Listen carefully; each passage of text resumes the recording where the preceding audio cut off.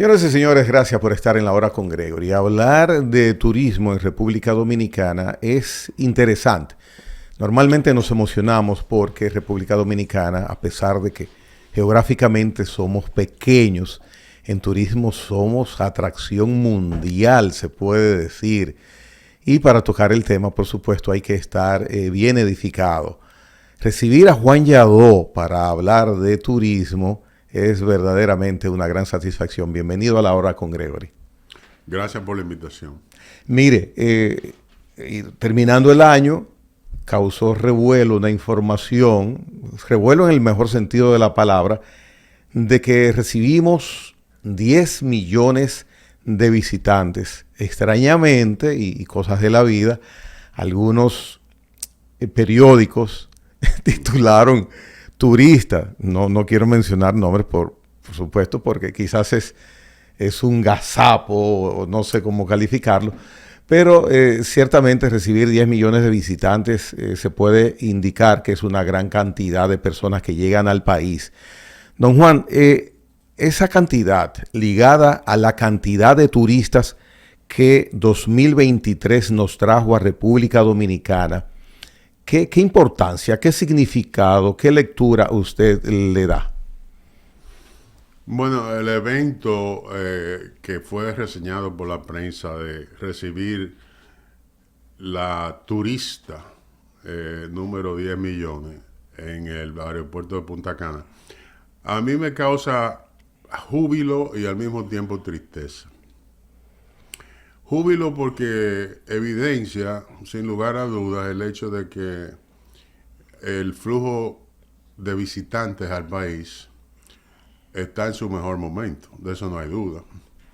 Es decir, solamente en los 2 últimos años el flujo de visitantes de cruceros se ha duplicado prácticamente y cerraremos este año con más de 2 millones de visitantes de cruceros. Y posiblemente lleguemos a 8 millones de visitantes de vía aérea, de los cuales hay 1.3, 1.4 que son dominicanos no residentes. En ese sentido, y porque el aparataje que montaron en el aeropuerto de Punta Cana ha causado un gran revuelo, como tú bien dijiste, es motivo de satisfacción de que el país está siendo favorecido por el mercado turístico internacional y los viajeros internacionales. Pero por el otro lado, ese aparataje a mí me pareció envuelto en una nebulosa populista. Porque efectivamente una cosa son visitantes y otra cosa es turistas. Yo he manifestado en varias ocasiones, tanto en programas de televisión como en artículos de prensa, el hecho de que, de acuerdo a la definición de lo que es un turista,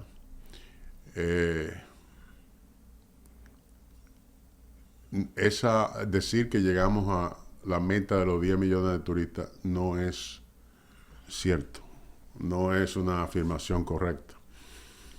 Porque un turista es alguien que se desplaza de su lugar habitual de residencia por lo menos por 24 horas y pernocta en el lugar que visita. Eso significa que los cruceristas no califican como turistas, los que vienen en crucero, porque ellos regularmente solamente duran 6 u 8 horas en el puerto de atraque. Además de que de los cruceristas un 60%, 50-60% se desmonta del barco. La otra mitad o el otro 40% se queda en el barco y realmente no visita el país. Es decir, que si tenemos 2 millones de cruceristas este año, tal vez se desmonten 1.200.000.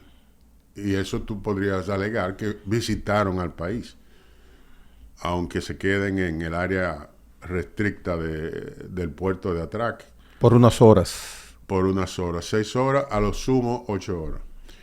Pero el resto, es decir, 600, 800 mil, no han visitado el país porque se quedan en el barco. Entonces, la prensa lamentablemente, al hacerse eco del evento que sucedió en Punta Cana antes de ayer. No, perdón, la pasada semana, el día miércoles. Bueno. O martes. Sí. El día 27, día 26. Sí. 26. Uh-huh. Al hacerse eco de ese evento, pues lamentablemente reportan que hemos logrado la meta de los 10 millones de turistas. Y eso es patentemente errado. Fíjate, fue en el 2012 que el presidente Danilo Medina fijó la meta de los 10 millones de turistas en el 2012.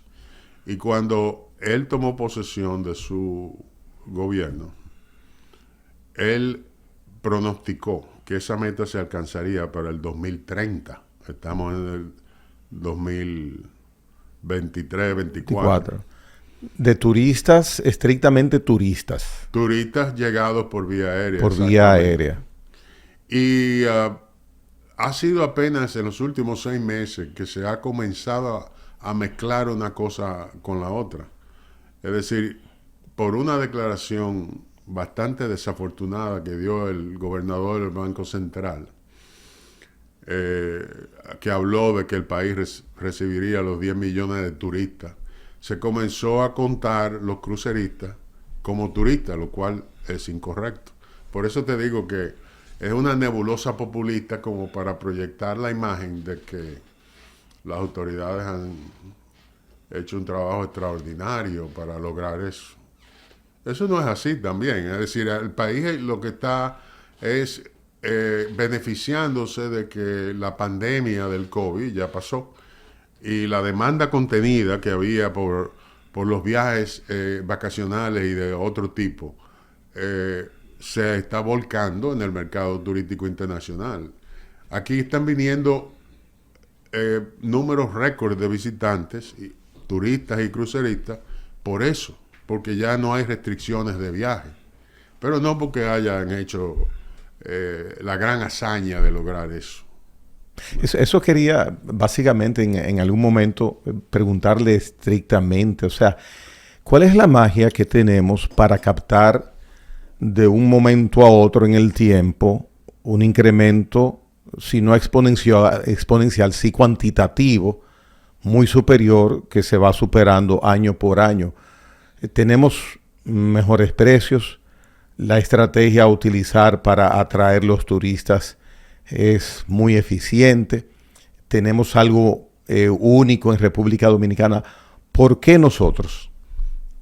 Muy buena pregunta. Mira, nosotros, el público dominicano está acostumbrado a creer de que el principal responsable del flujo turístico al país es el ministro de Turismo de turno. Eso es lo que uno siempre ha entendido, que Don Ellis fue muy buen ministro de Turismo, que Van der Horst lo fue, que aquel lo fue, que Felucho, que García, o sea, siempre personificamos el crecimiento y las innovaciones del turismo con el director o el ministro o el secretario de Turismo turno, durante tiempo.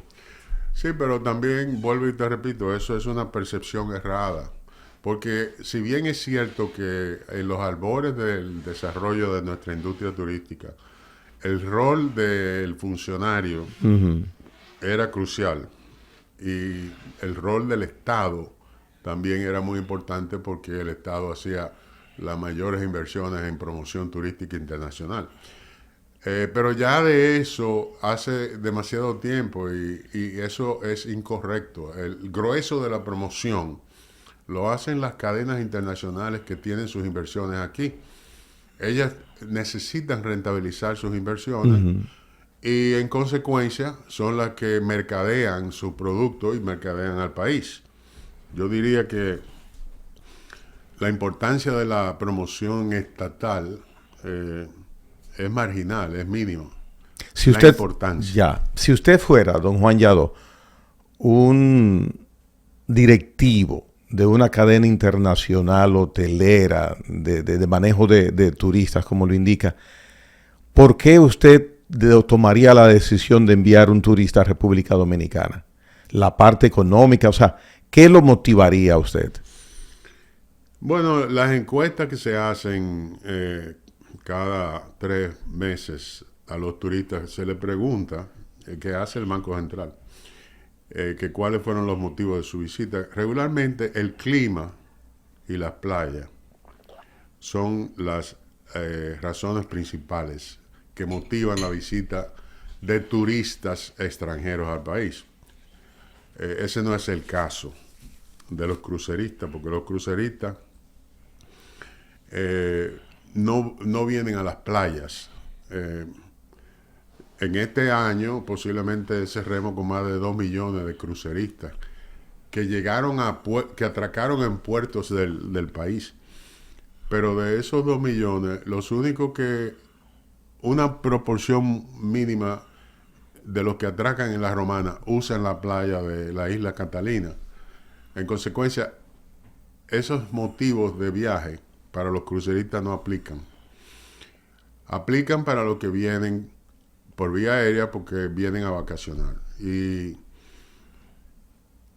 República Dominicana tiene la ventaja añadida de que tenemos buenos precios. De acuerdo a los últimos datos que yo he visto por internet, ya nosotros no somos el destino más barato del Caribe. Pero ¿eso es bueno o es malo? Eso puede ser bueno para ciertas cosas, puede ser malo para otras. Teníamos una ventaja comparativa en ese sentido, porque fuimos el lugar donde primero se explosionó el todo incluido. Y el todo incluido rebaja los precios. Al tú empaquetar un grupo de servicios y bienes y masificarlo, tú rebajas los precios y eso te hace un destino más atractivo. A pesar de que hay algunos analistas que atribuyen el origen del todo incluido, bueno, algunos dicen que a Jamaica, otros dicen que al Club Med, pero ¿Usted qué piensa? yo pienso que es cierto. Bob Stewart en Jamaica fue el que se inventó el todo incluido en Jamaica, pero antes de eso estaba el Club Med, que era un todo incluido, y nosotros inauguramos un Club Med aquí en 1981. El Bávaro Beach Resort de Bávaro se inauguró en el 85, 4 años más tarde. Pero de que somos la potencia del todo incluido, número 1 en la región del Caribe y Centroamérica, de eso sí que no hay duda por la cantidad de visitantes que recibimos.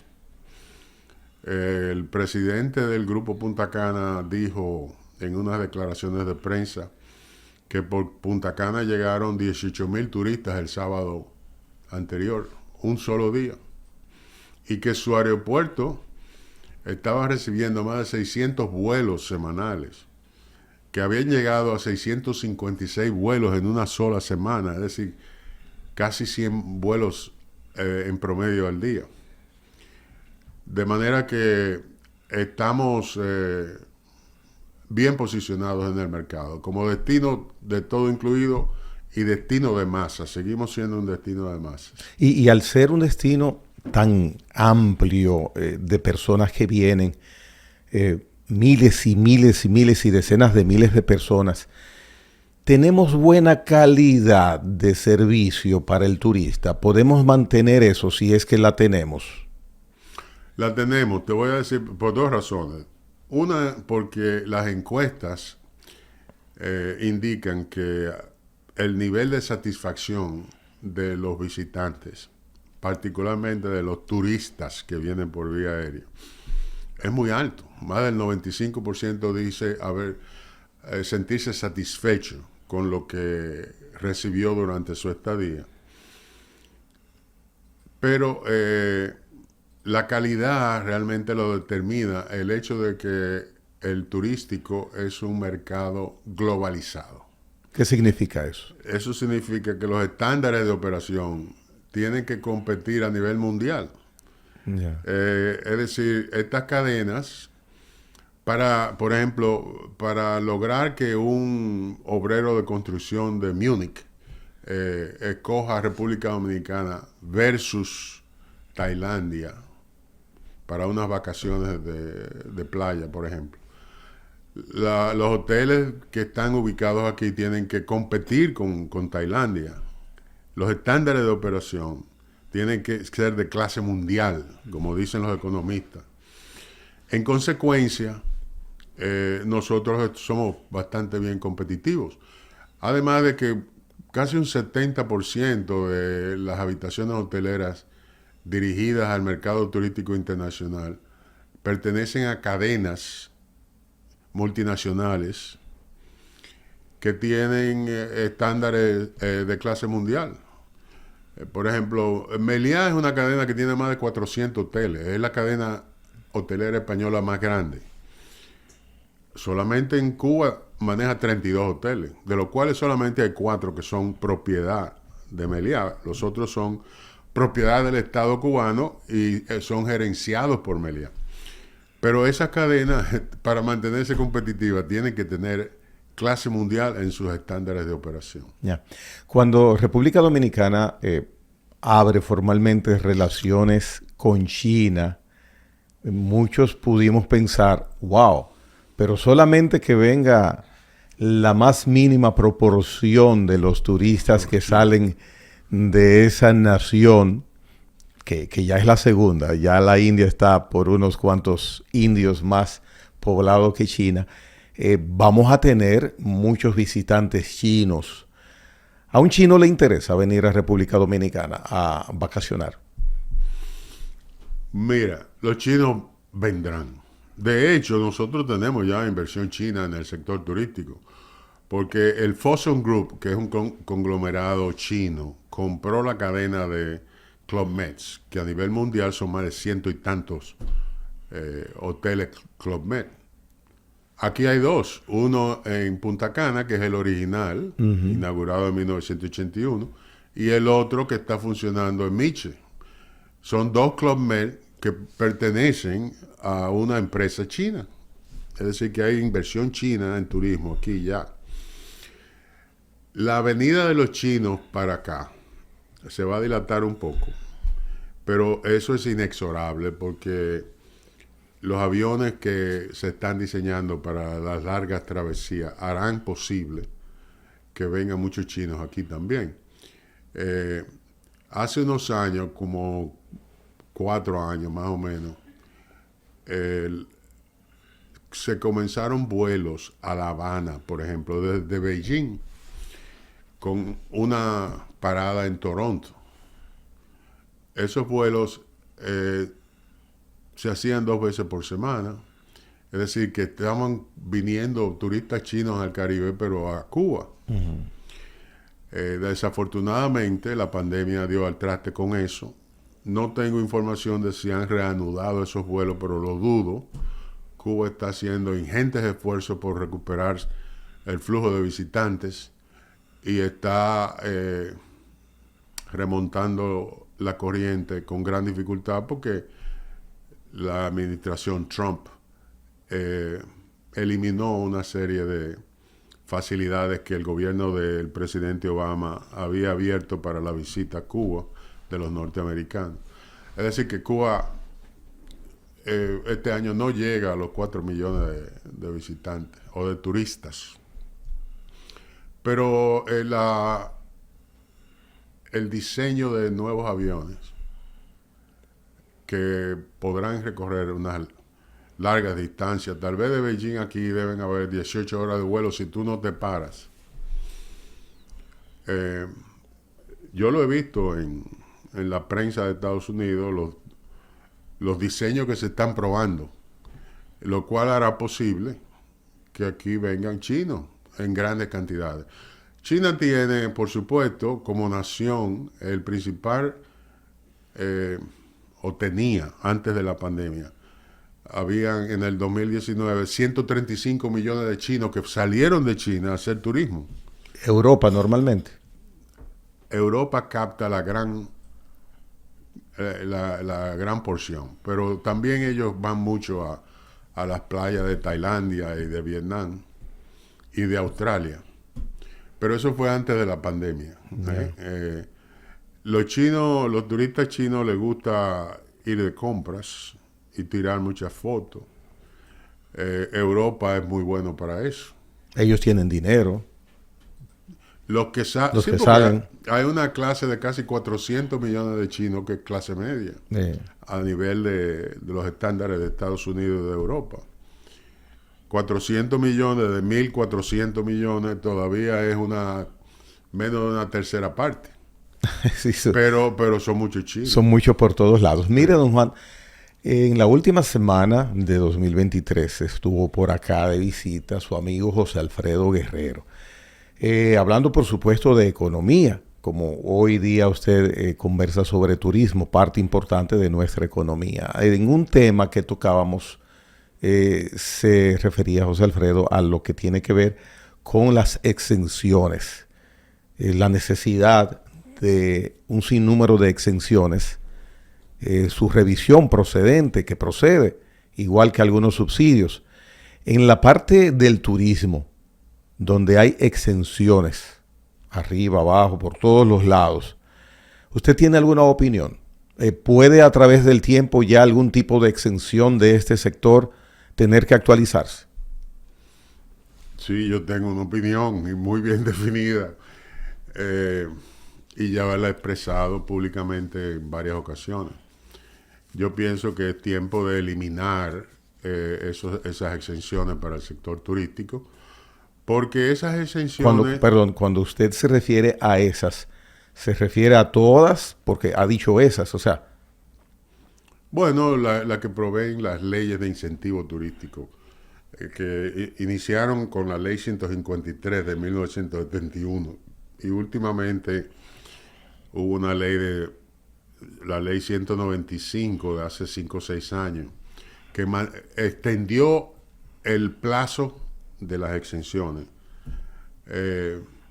Mira, el Ministerio de Hacienda hace todos los años un cálculo del gasto tributario, lo que ellos le llaman el gasto tributario.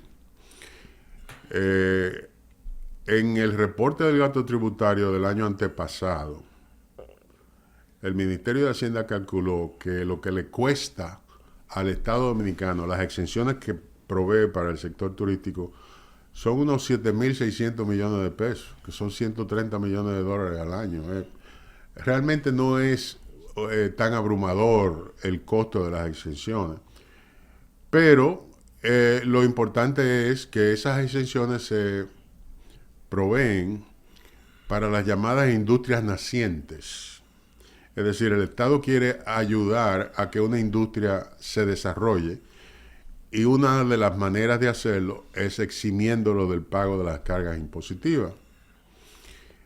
Cuando ya la industria está madura, como ha dicho el actual ministro de Turismo, que la nuestra está madura, ya es tiempo de que comiencen a tributar. Ahora, yo he propuesto que esa tributación sea gradual, se incremente de manera gradual en un periodo de 5 años. De todas maneras, quien realmente determinará lo que se hará es el Ministerio de Hacienda en la reforma fiscal del año que viene. Pero se escucha odioso eso que usted menciona al turismo, quitarle las comodidades, las exenciones, y no pone en riesgo a ese sector, don Juan. No, por supuesto que no. Mira, el mejor año del sector turístico antes de la pandemia fue el 2018. Tuvo una bonanza sin precedentes, con unas tasas de ocupación y unas tarifas excelentes. Ahora, con la recuperación del flujo, los inversores hoteleros principalmente están teniendo también altas rentabilidades. ¿por qué hay que eximirlos de que paguen impuestos? Ellos pagan impuestos, esas cadenas están acostumbradas a pagar impuestos. En otros países, En otros de manera países, normal. Sí, y ya las agencias multilaterales han emitido recomendaciones, tanto el Fondo Monetario como el Banco Mundial y el Banco Interamericano, de que esas exenciones deben eliminarse, como deben eliminarse otras para otros sectores. Ya, no solamente para el turismo. Exactamente, porque imagínate, nosotros tenemos una presión tributaria de 14.5%. Con eso vamos a tener que seguir aumentando la deuda externa porque el gobierno no tiene suficientes recursos para solventar todas sus obligaciones. Y usted como buen dominicano, con esa sapiencia que tiene, con el olfato de conocerse cómo caminan algunas situaciones en nuestro país, ¿piensa que esa opinión tan clara que usted tiene sobre este aspecto de las exenciones para el turismo pueda un gobierno aplicar esa sugerencia suya? Bueno, el ministro de Hacienda dijo el otro día que ya llegó la hora de que las exenciones se eliminen todas. Dijo Jochi Vicente. Es decir, que nosotros tenemos pendiente la gran tarea de la reforma fiscal, el llamado pacto fiscal. Y creo que hay un consenso entre tanto economistas como líderes de otra índole de que el país debe necesariamente abocarse al pacto fiscal el año próximo. Ya el ministro de Hacienda adelantó que las exenciones si no van a desaparecer todas, van a disminuirse dramáticamente. ¿No toma algún riesgo el sector de que venga menos flujo de turistas, que sea menos atractivo? Si Ningún riesgo. Y mucho menos ahora, en este tiempo de bonanza. Y que se están quitando el todo incluido en algunos lugares. Los hoteleros argumentan, no, pero nosotros pagamos el impuesto selectivo, el ITEVIS. Pero eso no lo pagan ellos, eso lo paga el consumidor. ¿Tú entiendes? Ellos no pagan nada. Y no es nada extraordinario el que comiencen a pagar impuestos, especialmente si se hace como una concesión a socios de negocios que hemos sido el país con las cadenas hoteleras. La concesión de que la eliminación sea gradual y que lo recaudado por la eliminación se aplique a un plan de desarrollo urbano de todo el área de Punta Cana Bávaro. Mire qué interesante. Don Juan, vamos a hacer una pausa. Hay muchos temas que quisiera ver, le dé tiempo a usted hablar sobre ellos en el próximo segmento. Entre estos, la novedad de que este día 4 llega un barco con muchos cruceristas a Pedernales. Venimos en breve, don Juan Yadó, en este programa interesante. En breve retornamos.